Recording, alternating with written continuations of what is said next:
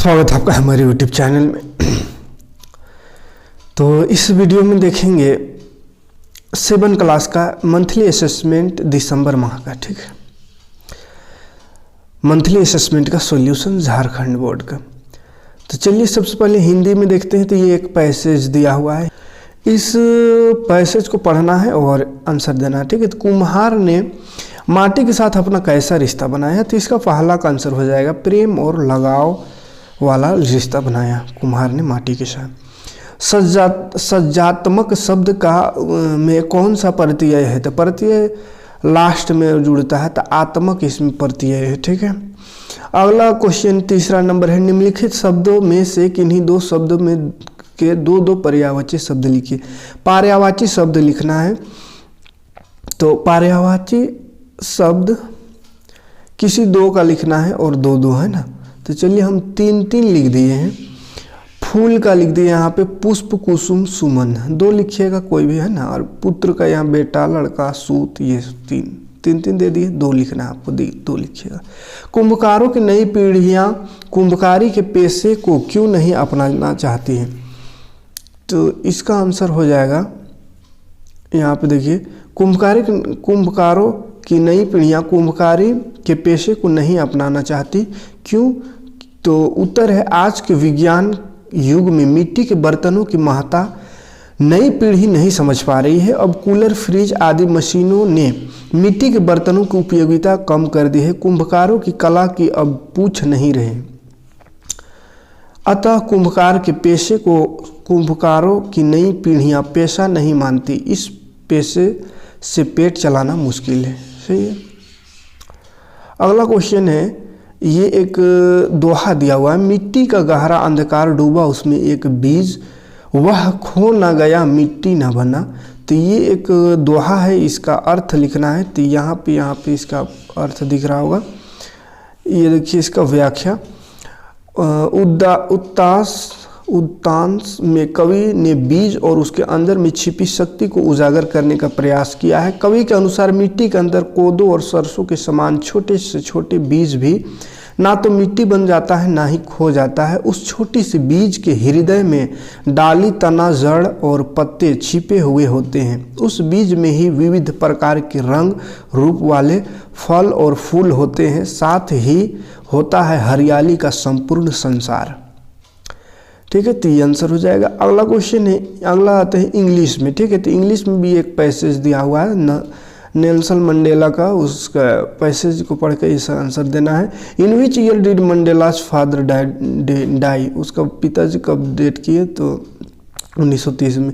In which year, कैसे 1930, तो यहाँ देखिए 1918 में जन्म हुआ नेल्सन मंडेला का जन्म 1918 में हुआ। और यहाँ पे लिखा हुआ है his father died in when he was 12, यानी जब 12 साल का था तो उसका बाप डेट कर गए। तो 18 और 12 जोड़िएगा तो 1930 ईस्वी में। अगला है, इन which year was Nelson Mandela elected as a national presidency of ANCYL। तो 1950 में, चौथा ऑप्शन हो जाएगा। What is the great gift of the dying people according to the poem we are the world. इसके अनुसार बताना है इसका आंसर, ये पोएम का अनुसार। तो इसका आंसर यहाँ पे आपको दिख रहा होगा, there comes a time when we need a certain call, when the world must come together as one, there are people dying and it's time to lend a hand of life, the greatest gift of to all। तो ये इसका answer हो जाएगा। ठीक है, अगला question इसी का इंग्लिश का 5वां number, when A change truly come according to poem we are the world. इसी पोएम से फिर से आंसर बताना है इस क्वेश्चन का। तो इसका आंसर हो जाएगा, यहाँ पे देख लीजिए, when can a change truly कम। तो when you are down and out there seems no hope at all, but if you just believe there's no way we can fall, let us realize that a change can only come when we stand together as one। उसके बाद अगला last question, चौथा number, यहाँ पे खाली स्थान भरना है। तो पहला में भराएगा have left, I have left the job, क्योंकि यहाँ पास्ट परफेक्ट फॉर्म भरना है, भर लीव का है ना, तो लीव का लेफ्ट आई हैव लेफ्ट हो जाएगा। My father has been buying हो जाएगा, क्योंकि यहाँ पे प्रेजेंट परफेक्ट कंटिन्यूअस बाई खरीदना का लगाना, प्रेजेंट परफेक्ट कंटिन्यूअस, तो हैज़ बीन या हैव बीन लगता है और आईएनजी, तो my father has been buying हो जाएगा। तीसरा द गेस्ट अराइव्ड हो जाएगा, अराइव्ड। इसका चौथा हो गया speech delivered by our chief guest. चलिए ये रहा इंग्लिश का। अब मैथ में आते हैं। मैथ का क्वेश्चन देखिए, दिए गए प्रश्न में एम और एन समानांतर रेखा है तथा एक तिर्यक छेदी रेखा है, इन आकृति के आधार पर कौन विकल्प सही है ये बताना है, ठीक है। तो ये दो समांतर रेखा है और एक ऊपर में तिर्यक रेखा है, तो कौन सही है वो बताना है। जैसे पहला ऑप्शन में एंगल 1 = एंगल 6, तो ये 1 यहाँ पे है और 6 यहाँ, तो ये दोनों बराबर है, कभी नहीं हो सकता बराबर, है ना, तो ये गलत हो गया। दूसरा ऑप्शन में है 3 = 8, तो ये भी गलत है, और 7 = 1 है, ये आंसर सही है। देखिए 7 = 1 कहाँ है, 7 देखिए कहाँ पे, ये वाला एंगल और 1, ये दोनों एंगल इक्वल है, ठीक, तो ये सही हो गया। अगला क्वेश्चन सेकेंड, रेखाएं एम और एन तथा पी और क्यू आपस में समानांतर है, तब कोण एक्स का मान क्या होगा। तो इसमें देखिए इधर से ये दोनों समानांतर और ऊपर से ये दोनों समानांतर है, तो एंगल बताना कि इसका एक्स यहाँ है, एक्स इधर क्या होगा, ठीक है ये। तो ध्यान से देखिए यहाँ पे दिया हो 85 है, इसका मतलब इधर वाला क्या होगा, तो इधर ये स्ट्रेट लाइन सीधा लाइन बन रहा है, तो सीधा लाइन 180 होता है, तो इधर 85 है, तो इधर होगा 95, तो ना 85 और 95 180, तो ये 95, तो इसका जस्ट ऊपर वाला भी ये 95 हो जाएगा, 95 ये 95, तो यहाँ वाला ये वही 95 हो जाएगा, एक्स भी, ठीक है, यानी 95 डिग्री आंसर हो जाएगा। अगला क्वेश्चन है, त्रिभुज ABC में AB = BC तथा B = 100 डिग्री है, तो C का मान क्या करे होगा। तो AB = BC, ये दोनों बराबर है। तो देखिए जब भी दो बराबर त्रिभुज हो तो यहाँ पे लिखिएगा त्रिभुज के दो बराबर भुजाओं के सम्मुख कोण बराबर होता है, ठीक है। त्रिभुज के दो बराबर भुजाओं के सम्मुख कोण बराबर होते हैं, तो ये दोनों बराबर भुजा है, तो ये दोनों, तो इसका सम्मुख कोण हो गया A और C, तो A और C बराबर है, ठीक है। हमको C का मान निकालना है, तो A और C बराबर है। देखिए क्या करेंगे, angle A plus angle C plus एगो है 100, त्रिभुज के तीनों कोण का योग होता है 180, तो बराबर लिखेंगे 180। अब A और C तो बराबर है, तो एक जगह C लिख सकते हैं, तो C प्लस C लिख देते हैं, काहे कि दोनों बराबर है, और 100 प्लस में ही इसको इधर ले आएंगे तो 180 तरफ, तो 180 माइनस 100, 180 में 100 माइनस करिएगा तो 80 आएगा, और C तो हो जाएगा 2C, 2 से 80 को काटिएगा 40 हो जाएगा, C = 40, इस तरह से बनाइएगा, ठीक है। 40 40 80 और 180 हो गया, है ना। अगला क्वेश्चन है चौथा नंबर, AB और BCD समांतर रेखा, तो आकृति में दिए गए माप के आधार पर FEG क्या होगा, FEG ये वाला एंगल निकालना, ये त्रिभुज वाला एंगल, ठीक है। तो कैसे निकलेगा, देखिए दो समांतर है, ये और ये समांतर है, तो ध्यान से देखिए अगर ये समांतर है और यहाँ देखिए ये 125, तो इसका जस्ट ये वाला 125 होगा, एकांतर कोण ये क्या होगा 125, तो ये 125 हो गया पूरा यहाँ से यहाँ तक। उसके बाद देखिए यहाँ छोटा वाला दिया हुआ 45, तो बाकी जो बची है वो कितना होगा, तो 125 में 45 हटा दीजिए, बाकी वाला निकल जाएगा 0 8 4 12, 80 डिग्री आंसर हो जाएगा, ठीक है। अगला क्वेश्चन है, ये सोनी के दादाजी का उम्र सोनी की उम्र से 5 गुना है, तो दोनों की उम्र का अंतर 60 वर्ष है, तो सोनी और दादा की उम्र क्या होगी। तो चलिए इसको भी बना देते हैं। यहीं पे मान लेना है सोनी की उम्र जो है 5 गुना है, किससे, दादा से, तो दादा का उम्र को मान लीजिएगा, माना दादा का उम्र बराबर 100 वर्ष, तो सोनी का कितना हो जाएगा 5 गुना है, तो सोनी का हो जाएगा 5x, ठीक है। अब क्वेश्चन अनुसार देखिए दोनों का अंतर मैंने घटाओ, तो 5x माइनस x घटा हो गया, अंतर है 60, तो बराबर 60, 5 में एक x घट गया तो बच गया 4x बराबर 60।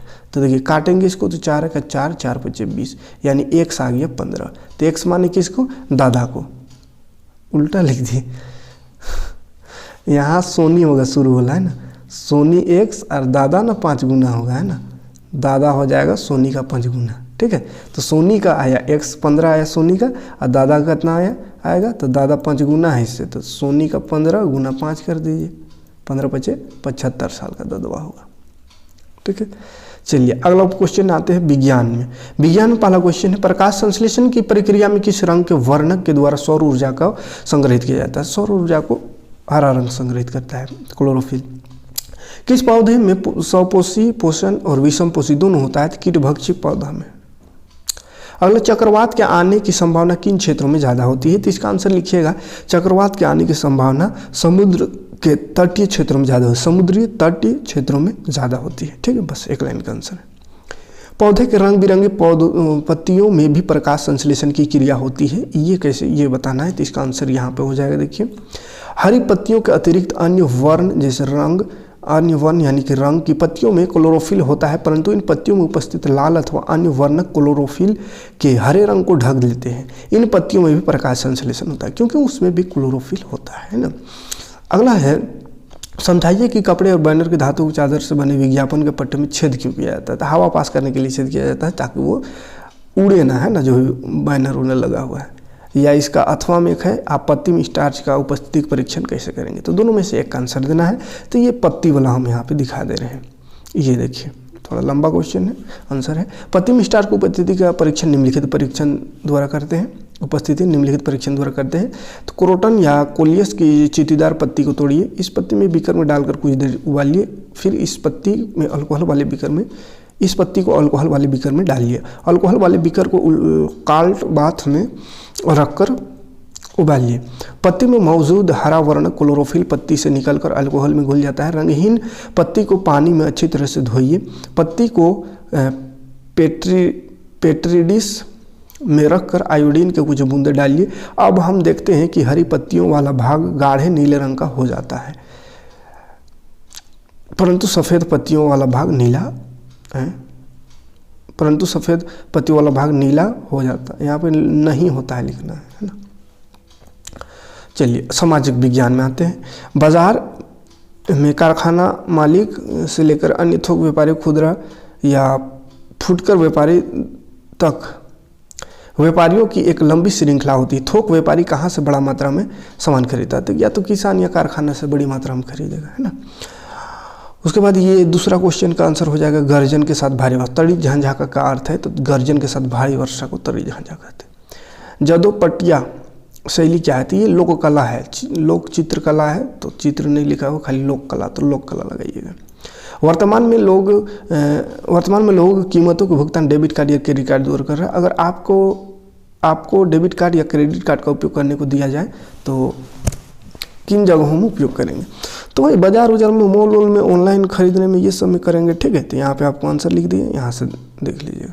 ठीक है, यदि हमें डेबिट कार्ड या क्रेडिट कार्ड का उपयोग करना होगा तो हम इसका उपयोग दुकानों से सामान खरीदने, मॉल से सामान खरीदने, यात्रा टिकट बुक करने, ऑनलाइन शॉपिंग करने आदि में करेंगे।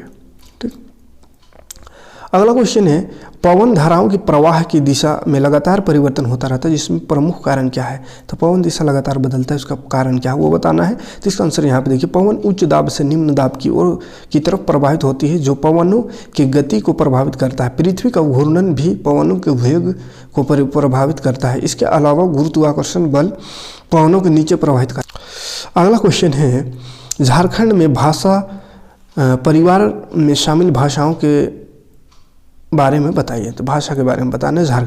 झारखंड में हिंदी राजभाषा के रूप में है। इसके अतिरिक्त झारखंड में जनजातीय एवं क्षेत्रीय भाषाओं में अत्यधिक विविधता है, क्योंकि झारखंड में 26 जनजाति है और उनकी भाषाएं अलग है, अंतर है। यहाँ की प्रमुख भाषाओं में हिंदी, बांग्ला और नागपुरी भी शामिल है। नागपुरी शामिल है, प्रमुख भाषा में है ये। उसके बाद संस्कृत में देखते हैं। संस्कृत में पहला क्वेश्चन है, छात्रा किमर्थ विद्यालय गच्छन्ति। तो इसका पाठ नियम हो जाएगा, छात्रा विद्यालय क्यों जाते हैं? पढ़ने के लिए। शिक्षा अत्र का विभक्ति चतुर्थी होगा इसका आंसर। तीसरा और चौथा का आंसर यहाँ पे दिखा दे रहे हैं, ये रहा तीसरा और चौथा का आंसर। ठीक है, ये तीसरा का है, ये वाला शुरू वाला, और दूसरा वाला चौथा का। ठीक है, तो ये रहा पूरा सॉल्यूशन। वीडियो समझ में आया तो लाइक और कमेंट करिएगा, नए हो तो चैनल को सब्सक्राइब कर लीजिएगा। यहाँ पे आपको 6 to 10 पूरा झारखंड बोर्ड की तैयारी हम कराते हैं। ठीक है, तो मिलते हैं नेक्स्ट वीडियो में।